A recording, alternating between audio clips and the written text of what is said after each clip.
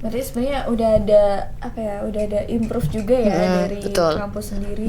Itu tuh maaf ya kalau terlalu kepo atau gimana, rentang waktunya lama banget kah? Kayak baru turun itu uangnya dari setelah selesai lomba kan ya kata kamu. Tuh jaraknya jauh nggak? Biasanya itu 3 bulanan atau sekitar 2 bulanan. Lama juga ya.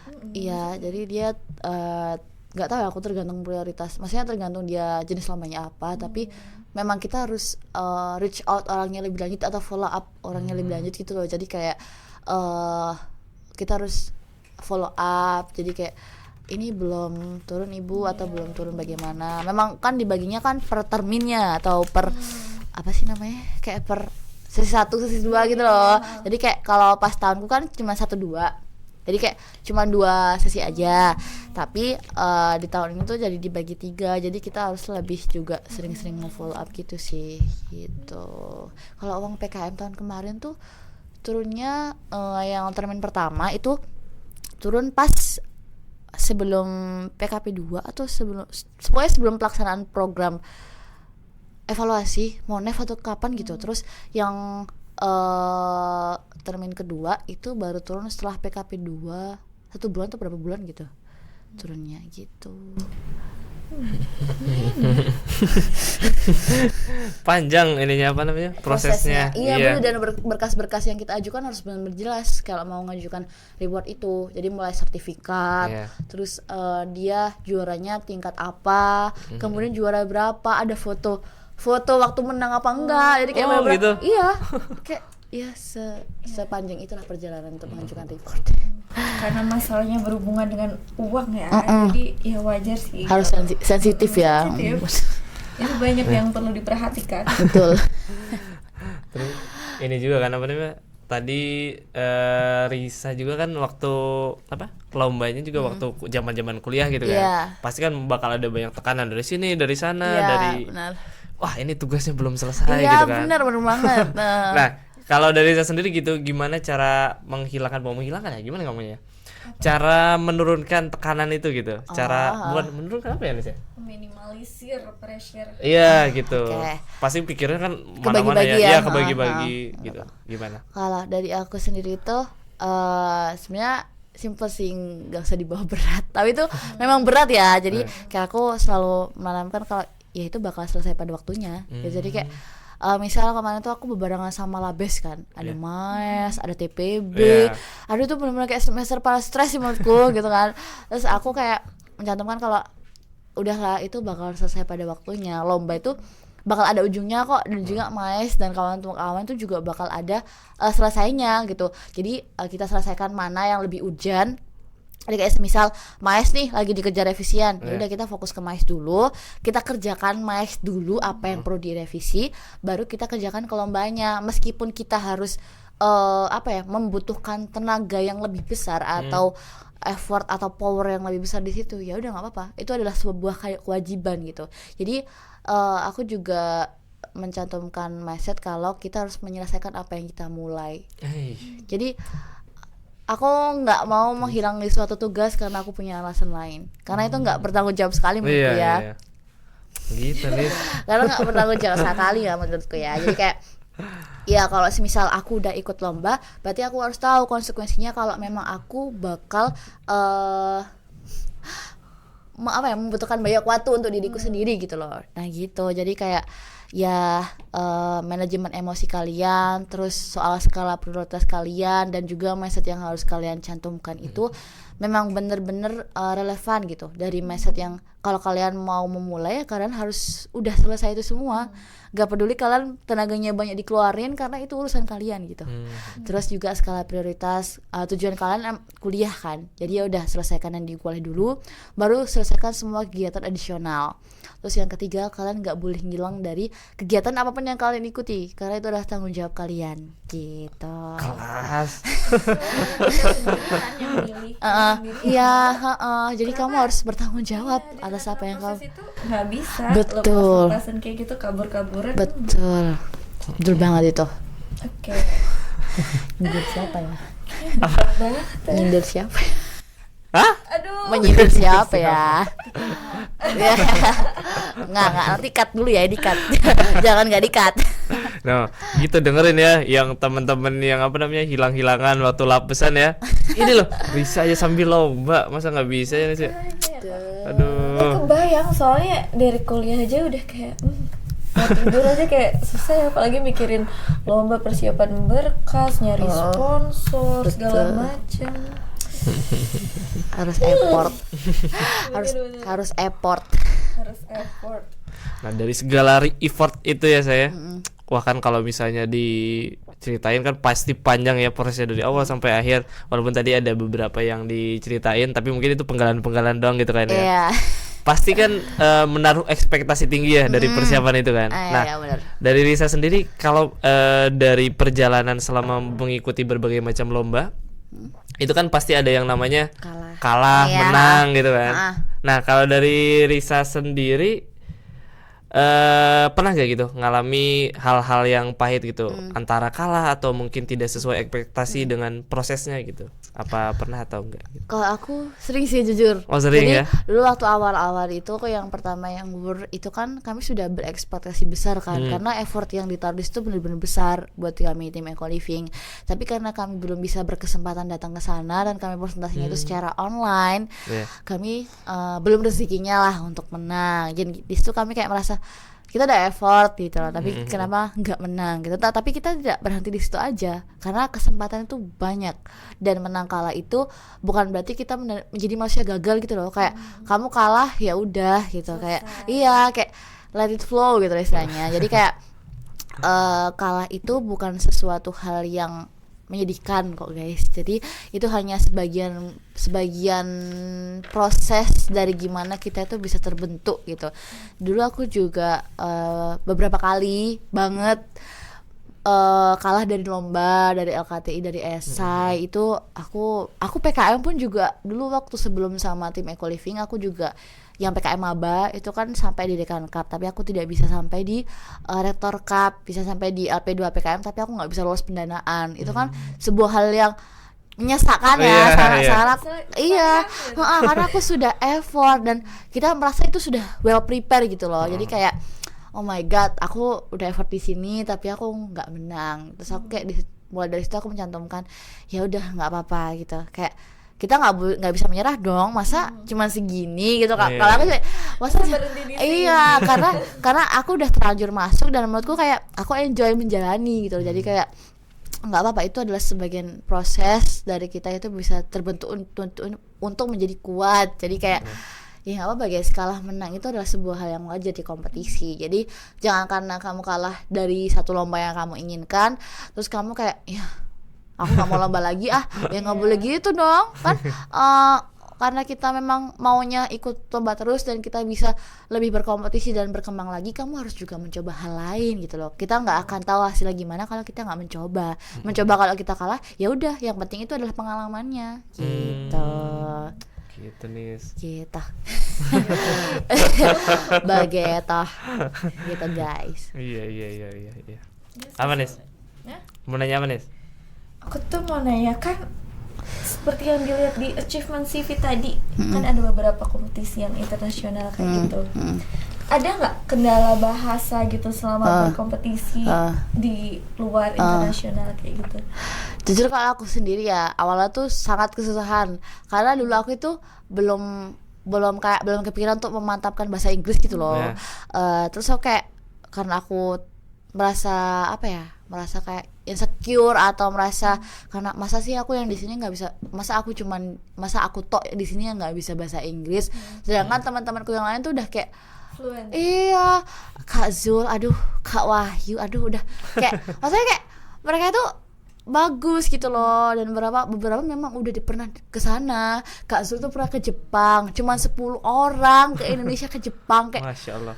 aku kan jadi merasa kayak oh my god, masa di sini cuman aku yang nggak bisa. Jadi kayak aku harus belajar. Terus juga di situ aku coba-coba kan di Youth Food Lab kemarin itu kan juga ada per breakout room, itu kami dipisah timnya. Jadi kayak aku sendiri di BO sini, Kak Azul di sini, Ala di sini, terus Nabil di sini. Jadi kayak dituntut untuk bisa berinteraktif dengan peserta lain yang which is itu nggak ada yang dari Indonesia.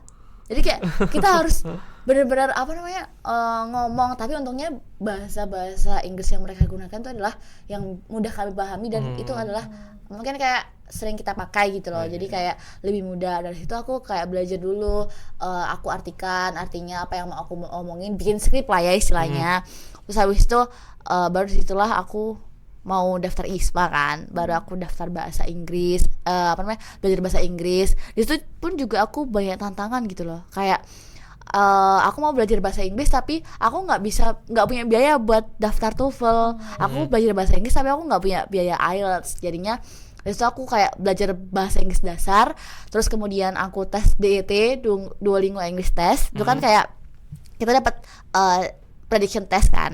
Nah di situ nanti kita bisa apply itu ke beberapa program inkubasi. Nah di situ kita dapat beberapa program inkubasi itu ngasih pelatihan pendaftaran TOEFL gratis atau IELTS gratis, dan alhamdulillah aku dapat di salah satu inkubasi yang aku ikuti. Dan di situ kayak merasa ternyata belajar bahasa tuh menyenangkan itu. Jadi kayak aku merasa oke, aku akan mungkin mengimprove lagi kemampuan bahasa Inggrisku, karena ketika kamu menguasai bahasa Inggris, itu adalah sebuah kunci. Kamu mau apply apa aja itu bisa, mau maksudnya mau volunteer dimanapun bisa. Jadi kayak kita pun mau lulus kan butuh bahasa Inggris. Jadi kayak itu pun udah membantu aku, sangat membantu gitu buatku gitu. Emang sih bahasa Inggris tuh se-powerful itu. Iya kan, penting buat kita tuh. betul. Mana orang-orang kan biasanya paham nih, dengar tuh paham, baca tuh paham. Iya, tapi kalau tuh malu. iya benar-benar. Padahal justru yang penting tuh di situ ngomongnya kan. komunikasi. Benar. Sebenarnya tuh kadang orang kan kayak malu pronunciasiku jelek. Padahal tuh as long as kita paham, paham, ada mutual understandingnya, ya udah gitu. Cuma emang dikit-dikit improve gitu. Berarti untuk menyiapkan kompetisi internasional nih jangan lupa bahasa Inggrisnya ya teman-teman. Betul. Apalagi kalau kalian nanti internasionalnya tuh yang bisa datang ke sana gitu, kayak timnya yang ke Roma, Wageningen, itu kan kalian bisa datang ke sana ya. Dan menurutku itu kayak kalian tidak bisa maksudnya membatasi diri nggak bisa ke sana karena bahasa gitu loh. Kalian harus ke sana karena itu kayak sebuah kesempatan besar guys gitu, sumpah. Kayak siapa yang nggak mau ke Roma? Kayak kalian harus effort lebih untuk untuk lomba internasional gitu. Menjadi ketampar juga ya. Aduh. Bisa. Kuncinya adalah konsisten dan tidak malu. Benar. Susah ya. Koma. Aduh. Masya Allah. Terus ada nggak kayak kejadian menarik dari, kan kamu ini kompetisi di luar, kayak ada nggak culture shock ketika kayak komunikasi sama peserta lain, kayak kalian cerita-cerita sharing atau ada kejadian menarik gitu? Oke, kalau kejadian menariknya itu aku pernah di salah satu mentoring Youth Food Lab, itu ternyata mentornya orang Malang. Tapi dia ternyata kuliah di Wageningen. Terus dia S1 atau mau S2. S2. Ternyata dia bilang kan pas waktu komunikasi sama Kak Zul, dia bilang dalam bahasa Inggris kan, artinya tuh gini, "Oh, kamu orang Malang, saya orang Malang juga." Tapi bule. Tapi pernah di Malang gitu loh sama beberapa tahun. Dan itu kayak gong gitu karena kayak kok ternyata orang Malang gitu. Jauh-jauh. Iya, orang Malang. Gitu. Terus juga agak membuat aku culture shock itu waktu ini sih kompetisi di Youth Food Lab juga. Ternyata orang-orang di sana itu ketika lomba podiumnya tuh benar-benar besar banget. Sebesar apa ya? Kayak ruangan di United Nation, kayak di PBB, melingkar gitu. Terus di depannya tuh ada layar besar banget dan kita tampil di situ di live streaming pakai YouTube. Selama itu berlangsung. Gitu. Bangga banget tuh mamanya tuh sih. Ibunya. kayak aku nggak expect ruangannya tuh sebesar itu guys. Dan itu karena di ini sih, dia Food of Agriculture kan. Food di Food and FOA. Faculty. Apa sih FOA atau? Iya, Food and lupa namanya. FAO. FAO. Dia bagian dari PBB. Iya, dari iya, United tahu, States. tahu. Iya. Lupa, aku lupa Iya, iya. singkatannya sumpah. Sorry teman-teman. Aku lupa singkatannya. Nah itu Hostnya juga lupa. Kalau yang salah Peace of Agriculture ya. Maaf, fakulti apa agrikultur. oh iya lagi, aduh. Nah di situ tuh benar-benar besar banget. Dan dia itu ketika kita kompetisi di sana itu kayak apa namanya, iklim atau suasana itu beda gitu di sana. Maksudnya suasana kompetisi itu beda. Jadi kayak kita di sana presentasi secara, kita kayak presentasi seminar gitu loh. Kayak ladies and gentlemen gitu. Terus habis itu kita bukan presentasi yang kayak saya dari kampus Bidu Perjuangan, enggak. Jadi kayak ya presentasinya presentasi formal. Terus kita ditanya-tanya sama beberapa teman. Jadi yang nanya itu dari tim lain gitu. Terus nanti waktu sesi jawab udah selesai, kita ada beberapa awarding kan. Terus aku juga kaget hadiahnya sebesar itu. Masing-masing tim itu dapat 2.000 US dollar tahu. Itu pun yang nggak menang. Wih. Dipakai apa? Kaget ya kalian? 2.000 US dollar. Kirain aku cuma yang menang award gitu yang dapat 30 juta. itu per dari tim. UKT. itu pun bukan yang menang. Dan yang menang pun dapat lagi 2.000 lagi. 60 berarti. Iya. 60. Oh my god. Menarik ya. Dan di sana tuh benar-benar on time meskipun orangnya santai. Jadi kayak kita di sana kan santai-santai ya, tapi kita tuh benar-benar harus di sana waktu jam ini ya mereka sampainya jam segini gitu. Mereka dan aku juga nggak mengira kalau tim Indonesia tuh sebocil itu guys di sana. Karena orang-orang yang daftar kompetisi di sana adalah S2, S3, bahkan di kompetisi pertamaku itu ada yang udah bapak-bapak guys. Yang daftar. Udah kayak Berarti gak kenal umur ya? iya, orangnya dari India kan. Terus habis itu pas kita ngobrol-ngobrol di meet bilang gini, saya sudah punya anak. Tapi kayak oke, kayak mereka tidak menyerah untuk mencari sebuah peluang gitu loh. Dan masalah yang mereka bawa sebenarnya adalah kecil, tapi itu bisa menjadi hal besar. Masa ini mereka buat produk salah satu koktail itu dari kulit apel. Dan itu adalah koktail yang sustainable, bukan koktail yang mabuk. Koktail dari kulit apel, dan itu menang juara 1. Hal simpel itulah yang mereka kayak di situ tuh mereka benar-benar memfokuskan satu hal, dan juga mereka benar-benar memberikan perubahan gitu loh, kayak bukan yang ecek-ecek gitu. Gitu sih. Tapi yang paling kagetnya itu adalah kita ketika di sana benar-benar kayak bocah. Jadi kayak kita kecil sendiri guys di situ. Bahkan kita udah pakai sepatu pantofel, tapi kayak kita kecil sendiri. Jadi kayak iya, masih kelihatan wajah-wajah bocahnya gitu. Yang lain tuh udah pakai setelan jas kayak ke kantor gitu ya. Kita pakai kebaya, pakai baju Nusantara, pakai kopiah, pakai kebaya khas gitu ya. Jadi kayak kita waktu maju bareng-bareng tuh kayak oh my god, kita udah umur berapa? Mereka lihat kalian juga bisa jadi iya pasti gitu. Jadi sorotan malah. Iya kan? Iya siapa yang pakai kopi ya? Iya kan, kalau nggak kita ya kan? Gitu. Pas Dika udah ngantuk kah? Enggak. Aduh. Kok ngantuk? Enggak lah, semangat ini justru ya. Emang sayu aja mas. Iya. Kamu ngeletek ya? Aduh, enggak, Masya Allah. Ganteng kok ganteng.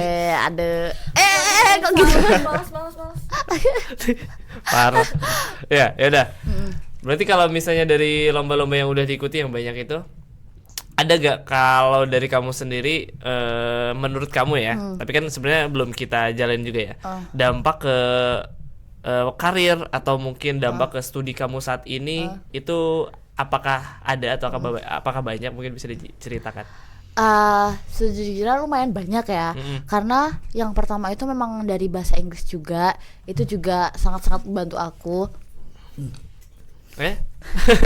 Terus yang kedua, karena dari beberapa program itu memang ada mentoringnya, jadi kayak aku bisa mengambil hal positifnya gitu loh. Yang pertama tentang manajemen emosi, kayak kita di situ benar-benar disuruh meditasi, kita disuruh merem selama 10 menit, tidak melihat Zoom. Jadi kayak menurutku itu sangat-sangat membantu. Terus habis itu soal circular economy, soal menyusun konsep suatu ide. Terus di situ kita juga diberkakan beberapa tools yang belum kita pakai sebelumnya. kayak Notion, terus habis itu pakai apa ya kemarin tuh kayak Canva gitu, tapi dia tuh bisa seperti Figma, bisa Canva tapi seperti Figma. Jadi kayak kita baru tahu ada tools itu gitu loh, dan orang-orang di luar negeri memang buat manajemennya pakai itu gitu. Terus juga penyusunan KTI yang bener-bener terstruktur itu gimana, itu juga aku dapat. Terus gimana kita menghadapi ketika kita bertemu orang yang berbeda region atau berbeda wilayah, terus berbeda kebudayaan, itu gimana sih mereka kayak gitu. Terus juga kita banyak dapat informasi tentang dunia saat ini, karena kita di Indonesia ya taunya cuma di Indonesia. Jadi kita tidak akan tahu kalau kita tidak membaca kan. Nah, kita bisa ngobrol secara langsung sama mereka kalau keadaan di India kayak gini, di Meksiko kayak gini, di Afrika kayak gini, di United States sekarang kayak gini. Jadi kayak jadi kita tidak hanya dapat info yang kayak gitu, tapi kita juga bisa membantu dalam penyusunan tugas akhir. Terus kita lagi stres-stresnya kan ini, jadi aku kayak belajar ternyata manajemen stres yang diajarkan oleh mentorku di Youth Food Lab itu bener adanya. Kita merem 10 menit nggak ngapa-ngapain tuh berguna menurutku. Jadi kita sama tapi di jangan Zoom. tidur ya? Enggak. Aduh. Iya kan. Nah, kemarin tuh waktu di Zoom pertama kali kita tuh langsung disuruh meditasi. Kita merem gini selama 10 menit. Kita pun kaget ya ada sebuah webinar yang seperti itu. Tapi itu tapi tuh menurutku kecil, cuman kayak dia berdampak gitu loh ketika kita menjadi sebuah project manager, atau mungkin nanti kita memegang suatu project, kita jadi staffnya di situ. Kita kan juga jadi paham ternyata hal-hal yang di situ berguna gitu. Itu banyak ya pengalaman, ilmu yang didapat pasti ya. Iya benar, betul. Jadi mungkin bisa ngasih saran gitu bagi mahasiswa yang pengen ikut lomba itu, kalau dari kamu sarannya kayak gimana biar mereka tuh pengen biar mereka tuh tertarik gitu untuk mengikuti lomba. Kalau saran dari aku itu pertama, teman-teman harus tahu dulu teman-teman ini bidangnya di bidang apa, maksudnya bidang lomanya di bidang apa, apakah business plan, poster, atau esai, atau LKTI, atau mungkin cipta puisi. Kan kita harus tahu dulu bidang kita itu apa aja. Kemudian setelah teman-teman tahu di situ, nanti teman-teman pelajari dulu apakah di situ ada structure khusus, atau mungkin ada tips khusus nih nyusun business plan. Kan di situ di TikTok juga banyak, di Instagram juga banyak, kayak banyak platform yang memfasilitasi gitu loh. Terus nanti setelah itu kalian reach out pelan-pelan, kira-kira lomba yang dari terkecil dulu deh, apa yang bisa diikuti, tingkatnya tingkat prodi atau tingkat fakultas. Nanti kalian setelah sudah mentok di tingkat prodi, kalian bisa naik sedikit di tingkat fakultas, langsung ke tingkat univ. Nah, ketika kalian udah kayak merasa satu achievement aja, kalian udah merasa wow, aku ternyata bisa melakukan ini. Kalian nggak boleh mandek di situ. Kalian nggak boleh puas di satu hal itu aja. Kalian harus terusan kayak karena aku udah lomba di sini, jadi aku harus bisa lomba di tempat lain gitu. Karena aku udah punya kemampuan itu, kenapa nggak aku manfaatin gitu. Kalau aku sendiri ya, aku punya kemampuan nyusun poster, tapi nggak aku manfaatin karena memang aku agak stres ya menyusun konsep poster itu ya. Apalagi aku udah berkutat selama itu di bidang desain.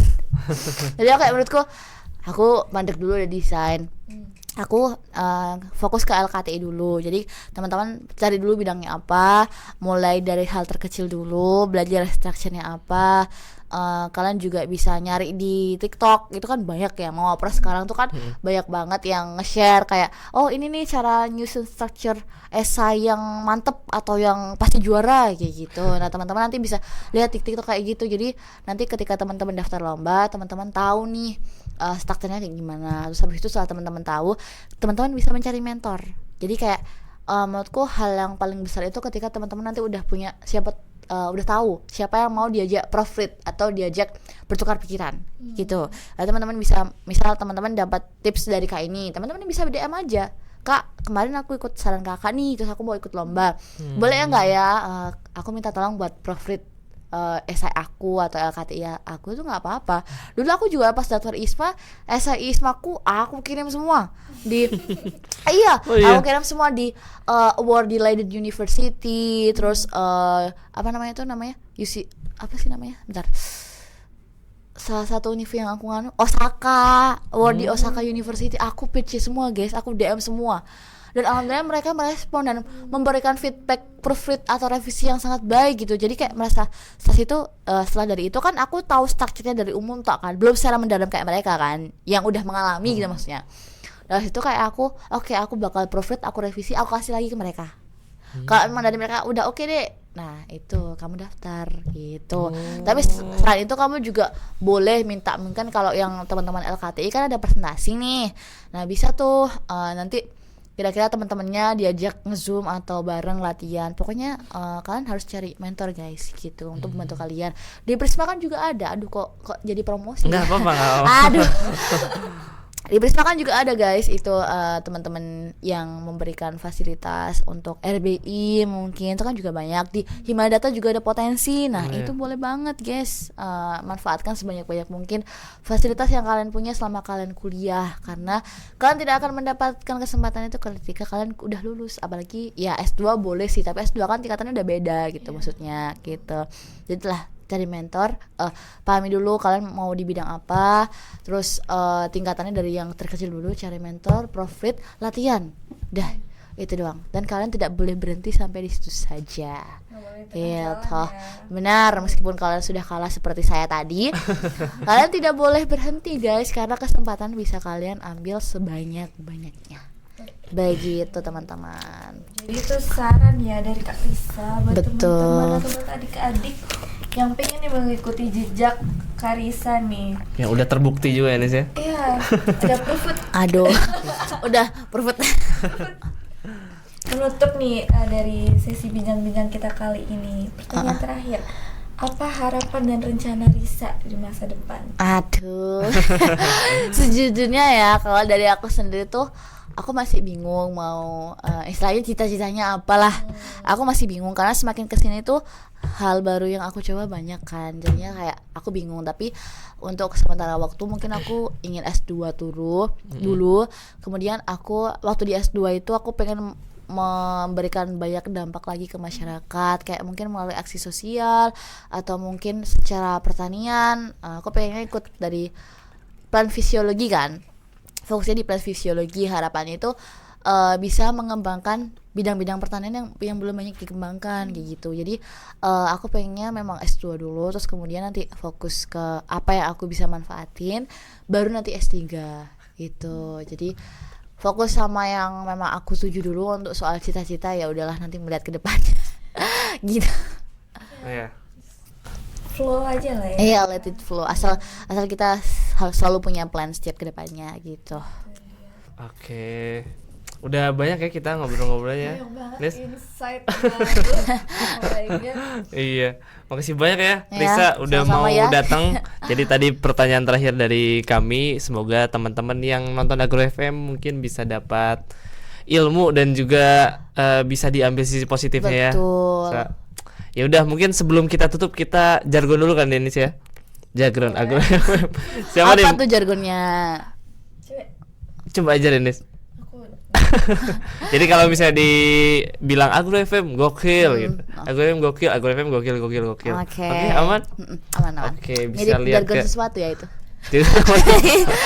Enggak. Apa tuh? ngomongnya K ya. Enggak aja. Oke. Ngokel. Oke. Agro FM gokil, Agro FM gokil, Agro FM gokil. Oke. Makasih banyak Iya, Risa. terima kasih banyak juga guys. Semoga sukses selalu ya. Sukses selalu khas Oke, asini. sampai jumpa di Agro FM selanjutnya. Bye bye.